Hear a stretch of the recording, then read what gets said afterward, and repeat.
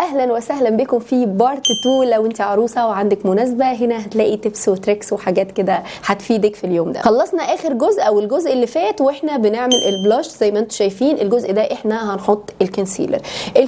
حاولي ما تكتريش لو انت ما عندكيش مشكله. لو عندك مشكله مثلا زي الهالات فاحنا هنحتاج ان احنا نعمل كلر كوركشن وعلى حسب درجه الغمقان بتاع تحت عينيكي. يعني لو غامق قوي بنحط الاورنج الغامق قوي، لكن لو انت بس عندك غمقان بسيط فاحنا بنحط كونسيلر غامق او شويه الاندرتون بتاعه على اورنج على المكان بالظبط اللي عندك فيه هالات. سامعيني يا جماعه؟ المكان بالظبط، بلاش اللي عارفين ده، بلاش خالص يا جماعه، هو بالظبط على المكان اللي فيه هالات وبتوزعيه في فرشه صغيره وبعد كده بتحطي الكونسيلر العادي بتاعك. انا بالنسبه لي مش حاسه ان انا، مع اني الفتره دي على فكره ما بنامش كويس، فحاسه ان عندي غمقان بسيط قوي، بس الكونسيلر العادي بتاعي يحطه يعني او يغطيه، يحطه دي يغطيه يعني. هاخد الكونسيلر وكل اللي هعمله ان انا هحط حبه هنا وحبه هنا. هتقولي لي ليه هنا يا دواء؟ عشان يلفت العين، يسحب لي عيني. وبرده نفس الكلام هنا وفي الجزء ده وهنا عشان نوحد اللون للاي شادو. عايزه تنوري بقى انت اي اماكن تانية، ده موضوعك بقى. يعني مثلا في ناس تحب قوي تنور الجزء ده، في ناس مثلا تحب طرف الانف تحط عليها نقطه كونسيلر، تمام، وفي ناس تحب تنزله شويه هنا عشان يبين الكونتور اكتر، في ناس تحب تحط خط تحت الكونتور عشان يبرز الكونتور اكتر. انا مش هعمل كده. في ناس تحب تحط، وده بجد هيفرق قوي لو انت كمان بشعرك. يعني لو انت بشعرك سيبي محجبه مش هيبان. لو انت بشعرك تحت البني ده حطي شويه ابيض هنا كده، او ابيض شويه كونسيلر، المهم لون فاتح يعني. وانس تدمجيه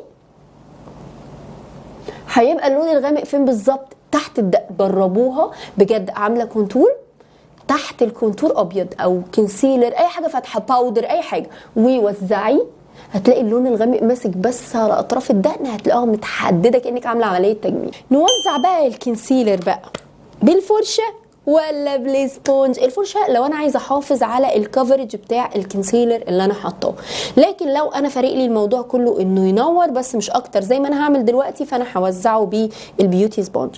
برده بالبيوتي سبونج منديه كده اللي هي ممصوص منها الميه كلها، وببدا اوزع الكونسيلر كله كده وما بقربش عند الحته اللي تحت العين. يعني ما بلزقش الكونسيلر فوق. بعد ما اوزع خالص اللي يبقى في الاسبونج بعمله هنا كده. فكره بقى اللي يبقى دي فما تلاقيهوش يكسر معاكي. شايفين النقطه اللي انا حطيتها؟ بسحبها كده تحت كده وبمشيها مع النقطه اللي انا حطيتها فوق دي عشان تلفت العين. مبقي حاجه بسيطه في الاسبونج ببدا ادخلها في الجزء اللي جوه ده. وزع اللي في الجبهه. ونقطة مهمة في حتة الكونسيلر يا جماعة اللي بتستخدموه، ما تفاجئيش نفسك بكونسيلر يوم المناسبة. يا جماعة لازم تكونوا جايبين المنتجات دي من قبل كده وعارفينها بتشتغل ازاي، عشان ما تتفاجئيش بيه مثلا انه بينشف بسرعة فتبقي عملتي لوحة الخطوط دي وتيجي تدمجي ما يدمجش. امسح وعيد من الاول، عارفين كده؟ فدايما المنتج تكوني مجرباه من قبل كده. فوق العين الخطوة اللي بالنسبة لي ما تستغنيش عنها طول ما انت بتعملي ميك اب، وهي السبراي. بعد ما حطينا خلاص احنا كده حطينا كل حاجه كريمي، الفيكس سبراي وسط الميك اب كل شويه بيدمج المكونات مع بعض. في الاخر تلاقي بشرتك باينه ان هي ميه واحده. محدش شايفه الوان، شايفه فيه كونتور وكل حاجه، بس اما اقرب مش هشوف خطوط، انا هشوف كله داخل كانه مرسوم من تحت بشرتك. ابدا اوزعه او اتاب كده على البشره بالبيوتي بلندر واقربه بقى كده. بصوا احنا عمالين كل شويه نقاد طبقه وستيل شكل البشره زي ما هو اهو. بس انا عايزه اقرب لكم اكتر. شايفين؟ انا شايفه كونتور بس في نفس الوقت كله مدموج مع بعضه. الباودر يا جماعه، عشان انا بشوف كوارث في موضوع الباودر ده. بصوا، عايزين نبدا نشيل من دماغنا فكره البيكنج، الباودر الكتير اللي تحت العين ده الغوه، شيلوه، ما تعملوش بيكنج. ما تاخدوش كميه كبيره من الباودر وتروحوا هوب لازقين مفاجئين بيها العين، فوارد هتلاقوا عينيكم كسرت. ده طبيعي، مفيش كلام في الموضوع ده. اي لوز باودر انا هاخد الباودر دي من عند هدى بيوتي وهحط شويه باودر كده. قبل ما تثبتي على طول تدمجي كويس وتاخدي اي فرشه صغيره، شايفين حجم بلاندنج صغيره، وتاخدي شويه من الباودر قبل اي حاجه. نزلي، شايفين اللي هو ايه الكام خط اللي هيكسروا دول، اروح ماسكاهم بالباودر. يا جماعه ده الشغل الفاخر اللي من الاخر بتاع المناسبات، تمام؟ يعني اللي هو بقى عايزه تضمني ان الميك اب يبقى زي الفل معاكي. انا مسكت الكام خط اللي ممكن يكسر، تمام؟ بعد كده الباف سبونج، خلاص كل البنات بقوا عارفينها، وهاخد من الباودر. طبعا الحركه المعتاده العالميه اللي كل الناس دلوقتي او مؤخرا كانوا بيعملوها هي كده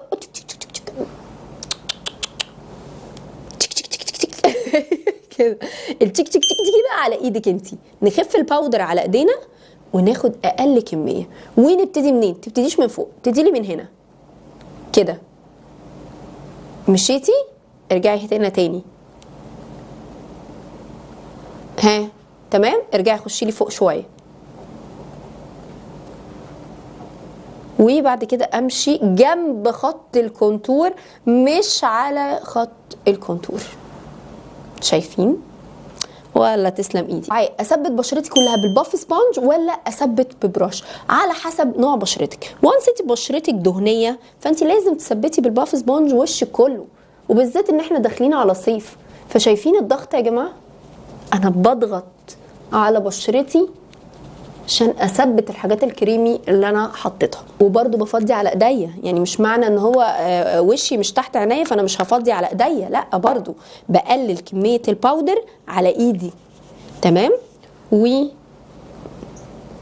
اثبت. تعالى يا دودو. اهلا اهلا اهلا اهلا اهلا اهلا. حاسب السلك. عامل ايه؟ الحمد لله يا حبايبي. حبايبي؟ مين حبايبك؟ اصحابك. اصحابي اللي هنا. اوكي. مشروع يوتيوبر صغير. لو انت بقى بشرتك جافه وما بتستحمليش الباودر خالص، بفرشه وثبتي، مش هينشف بشرتك نهائي. اوكي احنا كده دن وثبتنا كل البشره. خليني برضو اقرب لكم، بصوا شايفين؟ ولا في حاجه مكلكعه ولا اي حاجه. انا لازقه في اللينس بتاع الكاميرا عشان اوريكم كل التفاصيل. عايزه ابتدي الاول بالاي شادو عشان نبقى خلصنا بارت كبير من الميك اب، فيلا بينا. وانت ما عندكيش خبره كبيره في الميك اب ومش عارفه توظفي الوان، فخليكي في ناحيتين، لا اما تعملي ميك اب على روز لا اما تعملي ميك اب على بنيات. ما تحاوليش تخشي على الوان جديده عشان الدنيا بس ما تحتس منك، وفي اغلب المناسبات ده اللي بيليق على الاتنين. هستخدم باليت الاي شادو دي من عند انجلوت اللي اسمها فلاور ستوديو، ده اللي كان تعاون مع مي ابراهيم، تمام؟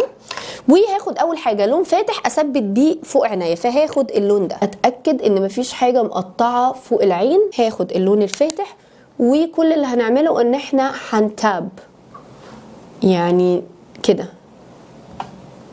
عايزه اقرب لكم بقى اللينس عشان احنا ايه هنعمل ميك اب العيون، فمحتاجين ان انتوا تكونوا شايفيني اقرب. طب يا دعاء دلوقتي انا هحط اي شادو، فانا خايفه الاي شادو يوقع تحت عينيا.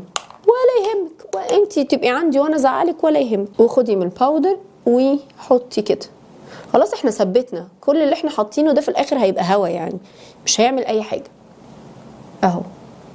وسبيشال في الحاجات اللي في الجنب دي اهو، حطينا شويه باودر هنشيلهم بعد ما نخلص. الميك اب اللي انا هعمله شويه هيبقى روز على كشمير بني كده، يعني هنشوف الدنيا هتودينا فين. هحتاج اول حاجه لون انتقالي، فهاخد الدرجه دي.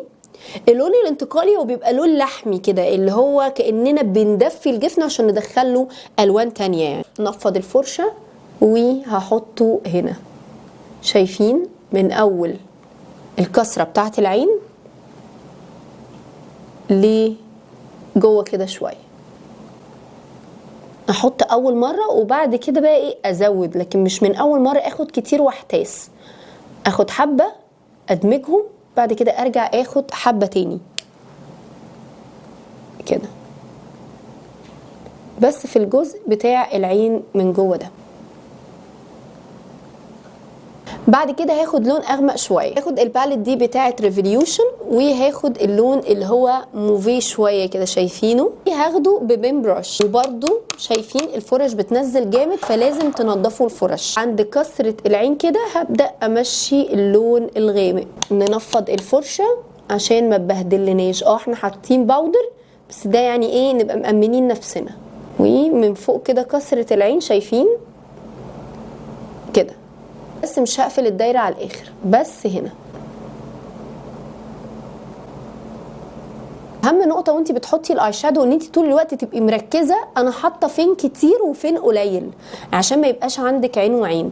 يعني انا مثلا عيني كده انا باصه انا شايفه ان انا حاطه هنا اكتر من هنا، فلازم طول الوقت تبقي واخده بالك من النقطه دي. هيبقى معاكي مثلا مرايه قريبه انت بتشوفي فيها ومرايه بعيده عشان تبقي يعني شايفه البالانس بتاع الالوان. ارجع تاني بالبلندنج براش وامسحها في اي فوطه كده عشان تبقى نظيفه، وادمج اللونين مع بعض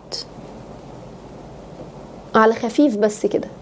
انا عايزه اعمل كات كريز، فهاخد شويه كونسيلر وبفرشه محدده هاخد شويه بس كده وابدا اعمل كات كريز. اجي هنا عند تانية العين بالظبط. اوكي حبايبي كده شايفين، وبسحب الكونسيلر. حاولوا ما تكتروش، وونس عملت الكات كريز على طول اخد اي لون فاتح واثبت عشان الكونسيلر ما يطبعش. بعد ما عملنا الكات كريز، ايه الحاجه اللي بتخلي الكات كريز باين قوي؟ اني بشوف اللاين بتاع الكاتنج او بتاع الحته المقطوعه. هرجع اخد فرشه كده، اهم حاجه تكون محدده، وهاخد نفس اللون الغامق اللي انا حطيته في العين قبل ما اعمل له كات كريز، وبالفرشه الرفيعه دي شايفين ااكد على الخط بتاع الكريز. فده اللي بيديكي احساس ان الخط مقطوع. فالكات كريز بيبقى نصه معتمد على الكونسيلر والنص التاني على الحركه دي. شايفين شكلها دلوقتي بقى اوضح كتير من اول مره. شايفين؟ هل هنكتفي بالخط كده؟ لا خالص. بعد ما تحطيه تبداي تسحبيه بقى على فوق. هروح بقى اعمل العين التانية اوف كاميرا وارجع لكم تاني. ترى خلصنا خلاص الكات كريز. دلوقتي احنا عايزين نعمل الجزء اللي بره ده. في الامور اللي زي دي بحب استعين بالحاجات الشارب دي عشان تحدد لي قوي اللاينر او الخط بتاع اخر العين. هاخد فرشه بين صغيره وهاخد اللون اللحمي اللي احنا خدناه في الاول، ننفض. همشي اقول لكم طول الفيديو ننفض، وهاخد كده واحطها سنها عند طرف العين وابدا اعمل كده،